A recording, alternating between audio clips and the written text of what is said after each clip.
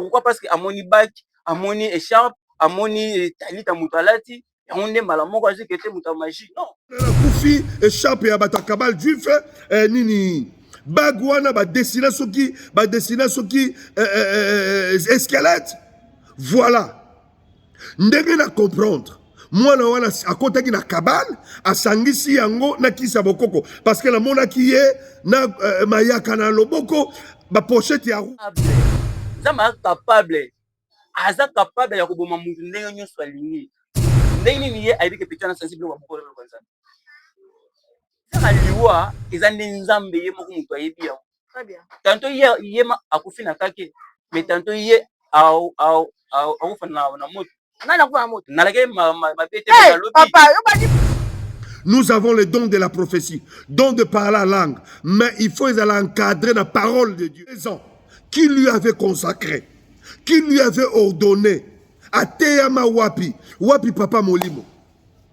Église la bango ezalaka wapi, abimela wapi, permanence la bango ezalaka wapi, histoire na yeza wapi. Voilà génération oyo. Oui. Oui. Non, il a pressé. Jésus abandonné mission na jini. Biso to telemi awa balobi yo otelemi wapi yango nazo senga bino bo s'abonner vraiment massivement na Anti-Stress TV chaîne na ngai ya yo ya ye ya biso banso so boni bo mona ba gag ba émission éducative boni bo mona ba vrai film proprement dit film Anti-Stress TV biso to telemi biso bakona biso mesiko. S'abonnez alors massivement. Ici, abonnez-vous na rouge wana yo Dobika. Allez, Dobika. Bonjour à tous mes fidèles, il y a Anti-Stress sur télévision, chaîne Actualité, la grande dame. Comment pour tout le monde laisser autre m'a dit la boise de la presse, en tout cas, et puis ça a mis bisous à Télé Bazanga. N'a notamment vraiment c'est mon ingas que n'a eu bon, vous avez bon, on a délai à mon bébé, papa n'a bisou Patrick, papa Yannick, pardon.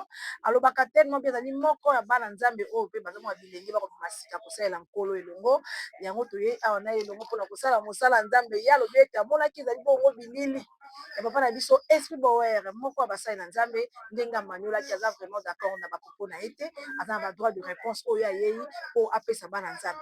Merci beaucoup à Montréal Alpha. Merci beaucoup Mireko la Sabaïke invité spécial nanga papa na biso Yannick. Bonjour. Bonjour maman.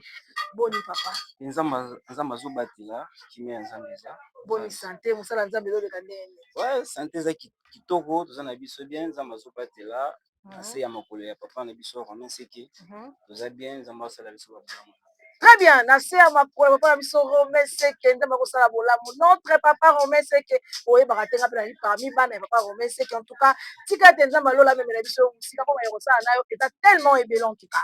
Tolali tolamu ki boye tongo etani moko ya bilenge lokola bino basaya na Nzambe, akena na ngomba ko bondela azui kaki ya kufi. Mais boyebi quand même maloba lobami na se ya liwana liwana eza clarté d'ailleurs tout le monde ba bague, tout le monde ba biloko ba rouge, ba ni donc c'est vraiment suspect. Bino bana toujours bien pressé boleka lelo bozwa madimo batata bazwaka bozwa fama bazwaka sika moko ya basala ndenge pa boyer atelemelaki vie pressé na bino mal banyola mabamboka banta ke mwana nzambe. Merci maman, nasepeli mingi ndenge opesinga maloba ya liboso nazo pesa ba mes condoléances na famille ya serviteur oyo akufaki. Qui suis-je pour juger la mort d'une personne? La seule personne qui est capable de juger mort ya mutu eza nzambe. Si mes condoléances na famille ya musala nzambe akufaki papa Moïse qui suis-je pour condamner ou soit juger la mort d'une personne? La seule personne qui est habilitée à juger la mort d'une personne, c'est Jésus de Nazareth. Biso tozana biso kaka ba simple batu ye akufita tantôt na charge ya kake mais mutu tantôt akufa na mutuka mutu akufa tantôt na nini. Vraiment mes condoléances na famille na bango mobimba o baza na kati ya kolanda biso. Oui, nayoki papa avec beaucoup de respect, nazala respect belé envers papa. Aza papa, c'est mon père. Je ne peux pas manquer de respect. Papa na nyoko lobina wana. Le pasteur Esprit Boer. Aza prophète Moussa Kouli. Bon, prophète. D'abord, celui d'un prophète, aza déjà na 4 na kati ya ministère d'autorité ya Nzambe. Donc je dois beaucoup de respect envers lui parce que c'est un père. Naye kosala droit de réponse te mais naye mpe ko rectifier ba moi ba place moko o nazali nango d'accord. Manyola. Par rapport à lobi que basala Nzambe bano bazobima mikolo oyo baza pressé na vie na bango, pressé balingi balia badimi ya batata na bango. C'est que moi je sais l'appel ekipaka âge. Dieu peut t'appeler même na âge ya 9 ans. Nzamba bengi yo. Parce que appel en Nzambe tant Nzamba bengaka mutu azaka na posa ta yebisa mutu kene tekene na obengo non Nzamba ko bengo même na âge ya 9 ans. Cela signifie pas que non Nzamba bengi mutu atali âge na ye ako exercer ministère Nzamba pesi te. Le problème en est que non encadrement oyo encadrement nini mutu aza nango. Tu peux avoir l'appel. Pourquoi on a appel na yo Nzamba bengi yo. Mais il faut na en dehors aux la appel, il faut aux la encadrer, il faut aux la enseigner, il faut aux la nourrir na ba bon fruit oyo de kouta et pas mutu azo kambayo. C'est ça. Tantôt à cause là ba moi ba reproche par rapport à musala Nzambe pas dit que te bana wa mikolo est-ce que baza encadrer? Est-ce que bana nyoso bazo bima mikolo? Est-ce que baza ka bana bazo bima bongo? Mais ceux qui bana bazo bima mikolo, faut topé ça bana. Banane. Bango Batata. Bango batata. Pourquoi? Parce que au moins moko aye na kati église, aza enseigné te, mwana moko na kati église, bien sûr azana don ya prophétie, azana don ya guérison, azana don ya miracle ya ko parler facilement, mbala moko okomise prophète. Tant mwana wana tant okomise prophète akepa mutu abete lisakoli, mutu wana moni bikama. Apesi ye moi $100, moi $200 tant agoûté yango lobi na lobi pa komi nini akomi pe musala Nzambe.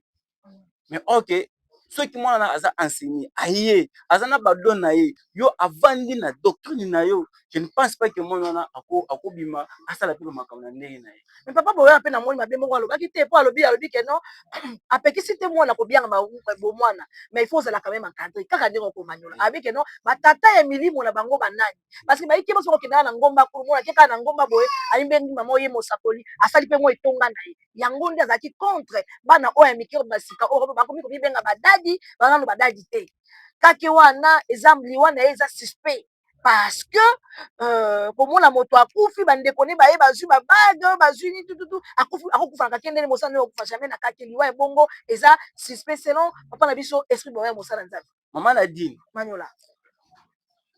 D'abord il faut à comprendre d'abord que kake ezani. Kake ezani. Biso na mboka tomona bato mususu akufi na kake azaka montre libele alati na loboko. Mbule beta boye apoli kake beti mabo pou courant côté na loboko mutasani akufi intervention ba payer retard bo mutasa akufi. Ça veut dire que non to komisa nyonso te spirituel. To komisa nyonso te spirituel. To ba kenon ndenge akufi wana c'est que akufi na kake. Oh, et c'est que kaka ne beti c'est que asaki mtakisi. Comment yo oyebi que ye azaki mutakisi. Donc ça veut dire que yo kozaki na kati nango. Mais yaza musakoli kana mabo mona pe na basi. Mama, basi nini? Basakoli bayebaka bamona tali na biso boni bamoni ni wana eza nini? Amoni te que non, amoni te. Pourquoi? Parce que amoni bac, amoni écharpe, amoni talita mutalati, onde mala moko aziki te muta magie. Non. Mais basi nde mutu mususu te baba mususu nyonso etambula baba te kana na bazango. Tout le monde a ba jeune belé ba est-ce que baba ibala tane ba yakisi? Pourquoi tozolinga ko dépeupler peuple ya Nzambe pour tombola Satan pour dire que non liwa ya kufiana eza mal limo ya nani ya oui. Eza bongo te. So tozongi na Bible comprendre que Nzambe ayebisi Moïse. Ayebisi Moïse que non okota na Canaan. Ozwa peuple nanga bimisa bango en Égypte. Okota bango na Canaan na terre promise. Mais tant ba komi quelque part Moïse asaleli ki oyaye alandi ba directive Nzambe asali ete. Nzambe ayebisi que omoni Canaan yango wana okokoma yango te. Et Bible le dit Nzambe asali alongoli Moïse. Nzambe abomi Moïse. Nzambe abomi Moïse. Pourquoi? Parce que la ndaye ba directive na yete. Et toi bakene Nzambe abomaki Moïse wala c'est que Moïse a mutakisi. Pourquoi tous les gens posent kaka kisi ko tsango liboso? Ngai pour place au ngai nazo telemeleza ke o azo kumisa kisi. Non, quand même. Akumisi kisi. Non, tout le monde est akumisi kisi. Akumisi kisi tango. Pesa biso place nini oyo moni akumisi kisi. Tango dit que non. Kake beti wana sangisi biloko ya bokoko na biloko ya Nzambe. Ndenge nini ye ayebi ke beti wana sangisi biloko ya bokoko na biloko ya Nzambe. Natalo na misi molimo amosala. Mama na dini. Mama na dini. Na Bible eza na bato susu Nzambe apoma. So comprendre? Na Bible eza bato Nzambe apoma. Omonde tozaka na vie boy. Mutu na mutu aza na mission na ye. Très bien. Mutu ozala Nzambe apesi abi ke non ndeko za boso okokisi na âge ya 15 ans, mission na pesi yo eza boso okomisi bo okufi. Ngana mwana mutu abibi na ndako na ye ba komi atuti libaku bopa mutu akufi. Ministère aliwa eza Nzambe ye moko mutu ayebi ya. Très bien. Tanto ye akufi na kake, mais tanto ye akufa na moto. Nana kwa moto. Nalake mabete na lobi. Papa, yo bandi boy. Yo bandi ko la tata. Nakona la tata na jamais na parce que je suis bien enseigné. Nakona la papa mabete mais na la kiso ke tanto ye liwa na ezala ki akufa na kake, mais tanto liwa pe ya prophète pe akufa na moto. C'est pour te dire que non, sur le plan spirituel, la personne qui incarne la spiritualité et la personne qui ayebi que mabe comme la moto za Nzambe ye moko moto ayebi. Tanto peut-être Nzambe ayebi que non, ozo matana ngoma lelo na koboma yo. Na koboma yo. Nana ngalo bi que non kaka nyoso betaka Satan. La Bible dit ceci. Tango David avandi Saoul azolinga aboma David. David anga aboma David. Ibelo bieke Nzamba asamaka mukeno Saoul azoyoka makelele ya maboko ya batu bazoya. Akibise keno kima David azoya na banani na bato basa nini baboma yo. Dieu est capable. Nzamba est capable. Aza capable ya koboma mutu ndenge nyonso alingi. Akoboma moto Nzamba kapa akitika moto bobu. Otumbami.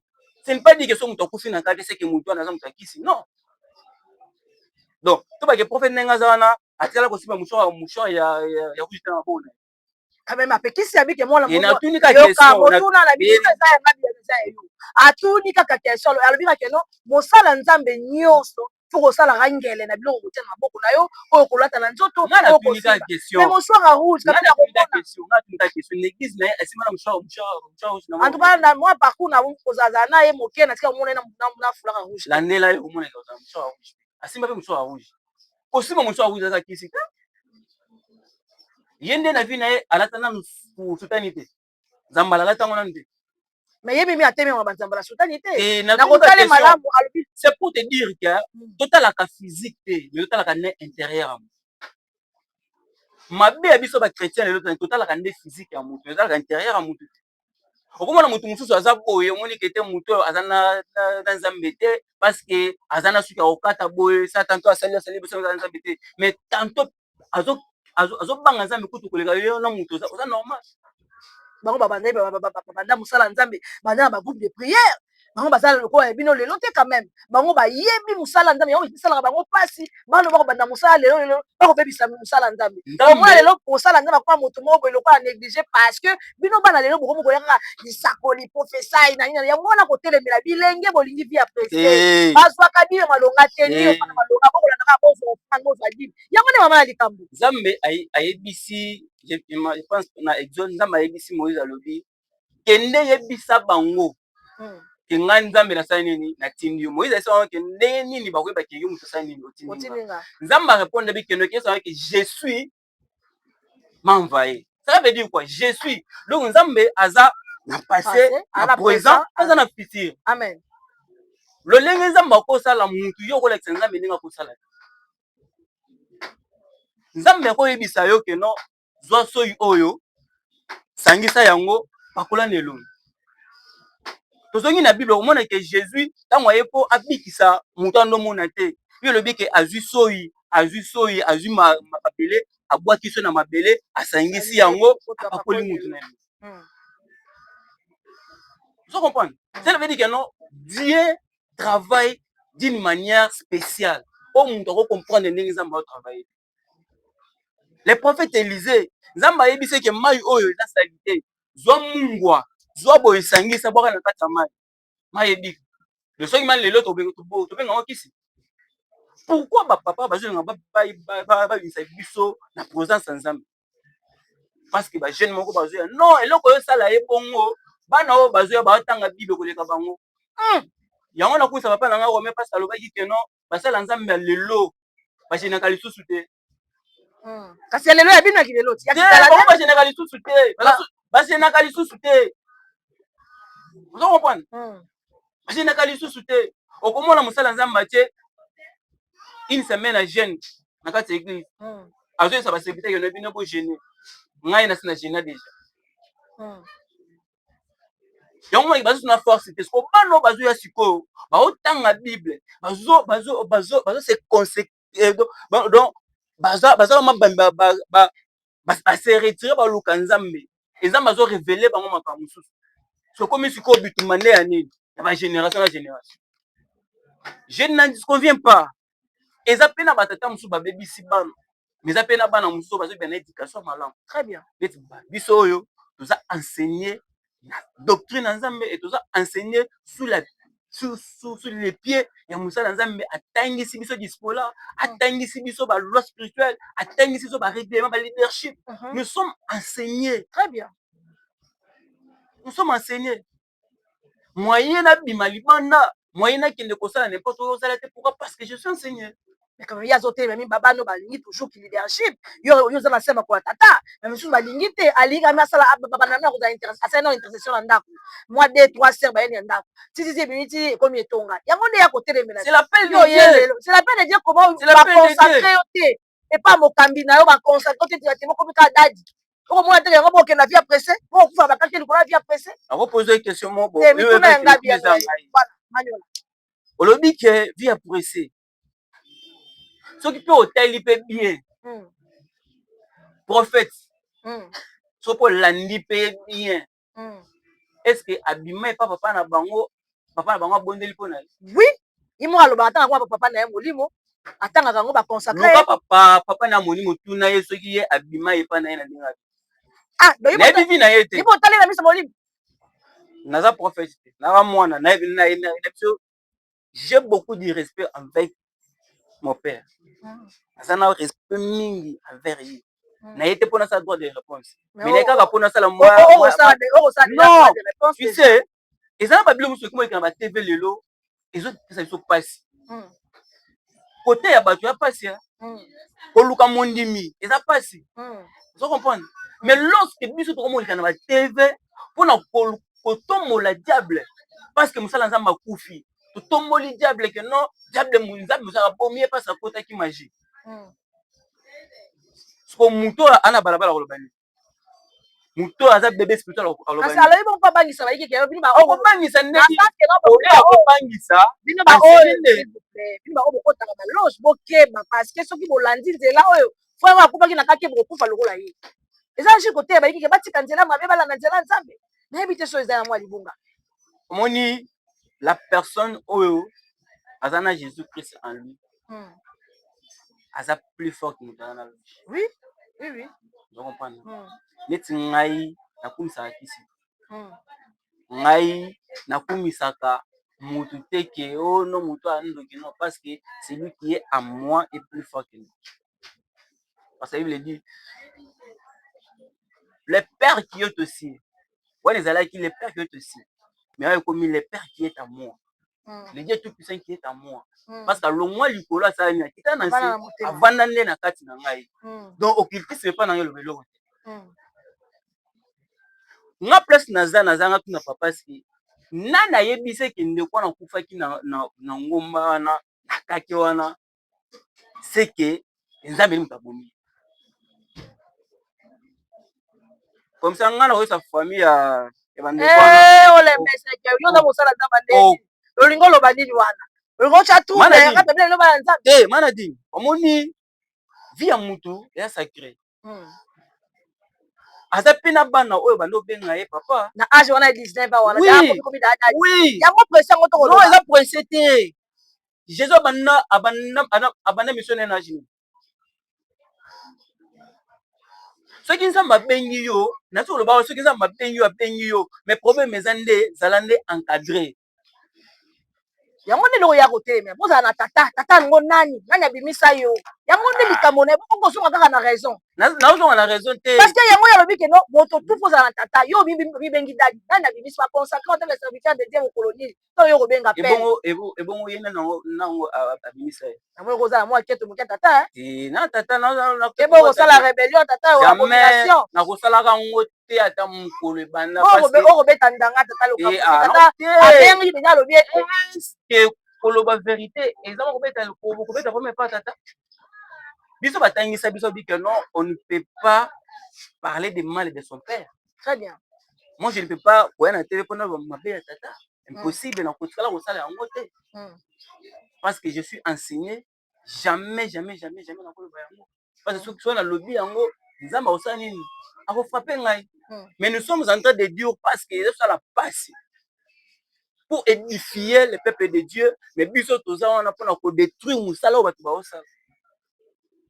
Est-ce que réellement les garçons les prophètes akufaki est-ce que réellement akufaki na kaki oyo ebetaki eke nzambe apapaki ye nga nakenda mangangi ye namona na mwana mosusu abondela bona mangangi ye akangi jésus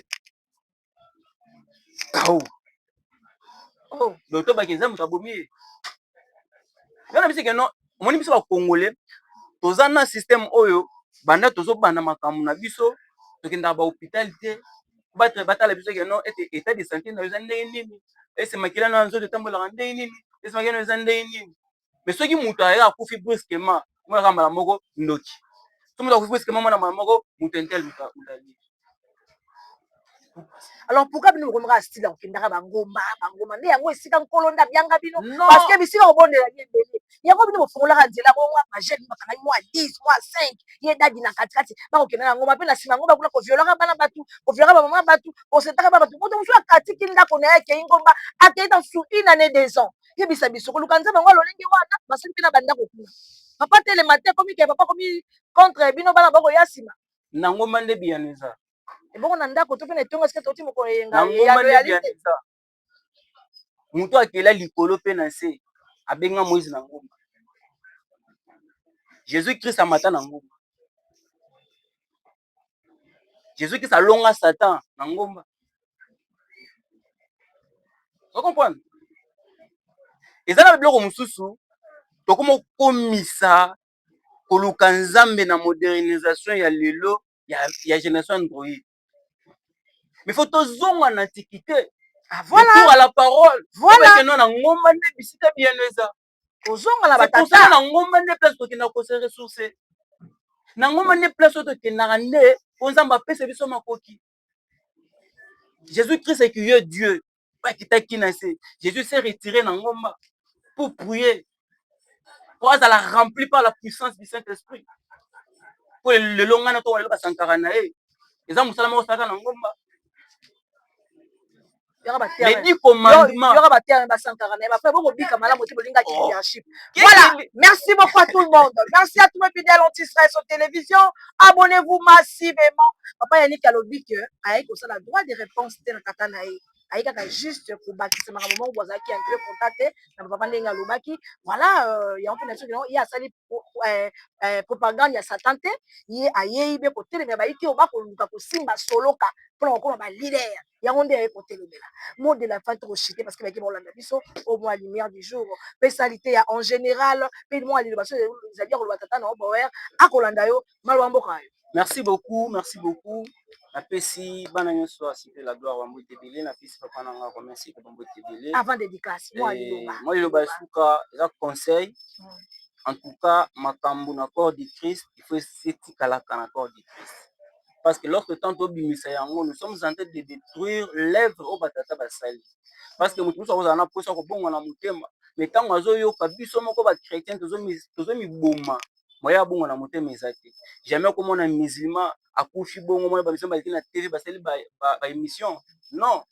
Mais pourquoi biso bachrétien soki mutu moko asali likambo soit paka moko abimi libanda ifo tosala ngo baémission to détruire non. Lelo ekomeli ye ayebaki teke na akufa bongo, estce yo lobi lolenge okufela koyeba wana eza mutuna. Vraiment merci beaucoup mama ndenge oyambinga na plateau na yo. Naza mwana soki mwa esika nalobaki mwa makasi oza tata olimbisi nalobi na ye te kosala droit de réponse parce que l'inférieur ne peut pas venir le supérieur. Nga naza mwana eza kaka bamwa babiloko mwa mike mike oyo mpe tozalaki nango d'accord te parce que nous sommes en train de faire l'œuvre du Seigneur. Bino batata bolakisi biso eza nde boencadre biso malamu olobi totombe na bamabe te. Merci beaucoup papa Manoli Kitoko baike bayebi te azali moko ya président ya presse papa na biso Romain Seke so moni au chaîne Romain Seke télévision ko leka ke so mona ka culte et ko leka en direct mutasaka makabutu wana ye papa ya niki biso tout papa so Romain Seke donc Romain Seke abimisi bana tellement ebele mais to beti mo alolendo te papa so ti mo a tourner na bikili na yebisi bino na mama ba yaki na yaki nestomo dimanche alelo to sepeli to lie gâteau to meli to lei na papa elongo po ko sepela pour l'anniversaire ya maman na biso en tout cas nzamba lola bo mabina mezo musika parce que maya ko sana bino eza tellement ébélé. Merci à mon anti-stress JMK Jean-Marie Kaya depuis Paris, je te fais de gros bisous. Merci à tout le monde. Merci aussi à papa Yannick, merci aussi à madame Yamira Landa quand même aussi. Nzamba lola batela bino, c'est pour les mots dédicace et on peut se y maman parce que maman tete. Oui, na pesi madame nanga na benga toujours à magique. Voilà. À magique donc Ariel Ngalula.